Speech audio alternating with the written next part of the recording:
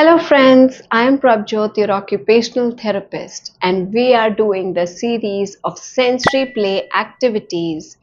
Sensory play of an autistic child with home-based objects, which does not require any fancy play equipments or fancy play materials, something that is readily available in the house, which can be used to turn the child's sensory play into meaningful play as well as helping them in their focus and self-regulation.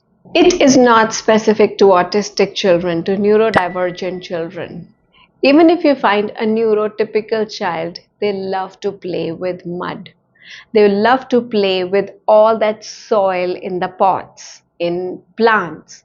So try to give them a small spade or something which is safer, like kids' tools, and let them dig into it. Let them play and manipulate the soil so that they're able to feel the texture. Let them fill it inside a pot where you have a potted plant available so that it becomes a part of their sensory and meaningful play. Nature collection becomes our second game. What is that? Use common fruits and vegetables available in the house and help them to understand what are fruits, what are vegetables. Let's take all the red fruits and vegetables, purple fruits and vegetables, white fruit and vegetables for color sorting concept, which we can eat raw, which we need to peel, which we need to cook before we eat. So many concepts you can introduce just by simple household fruits and vegetables. When your child wants to write, don't be so specific about making them write on a paper with a pencil. Be creative. Provide them with colors. Provide them with any kind of material that can be written with. Give them chalks and let them write in the best place possible, either walls, and if you don't want to spoil your walls, let them write on the ground. Have some kind of cemented or some area of the ground, the floor, on which they can write, they can scribble, they can draw, they can move their hand in a continuous fashion, because trust me, the first skill that they should develop is scribbling. For that, you can see the stages of scribbling in this video and understand this is going to improve their grip. This is going to help them have a sustained movement of the hand, which will eventually help them in writing. Water spraying is fun. So let them use a watering can, let them use a spray bottle, let them use a water hose so that they can spray it in the plants, they can spray it around, they can spray it on the leaves, let them spray it on different textures of clothes and papers so that they see how they become wet as soon as they spray them.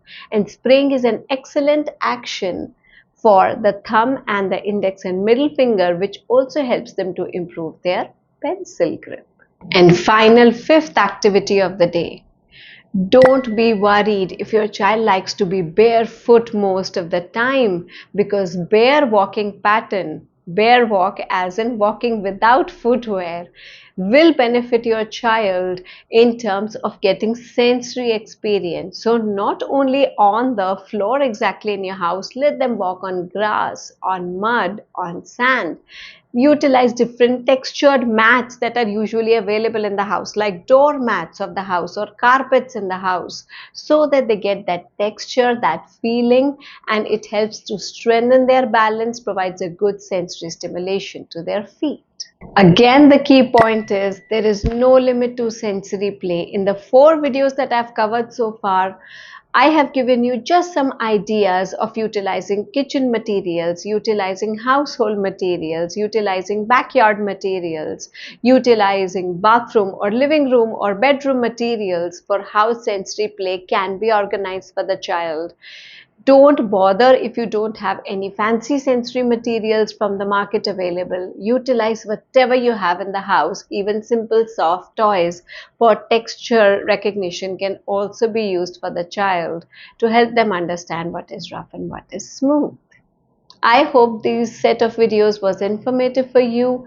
Please like this video and subscribe to the channel.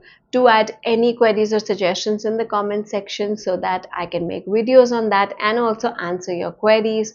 And don't forget to share so that maximum parents benefit from it. We'll meet again. Bye.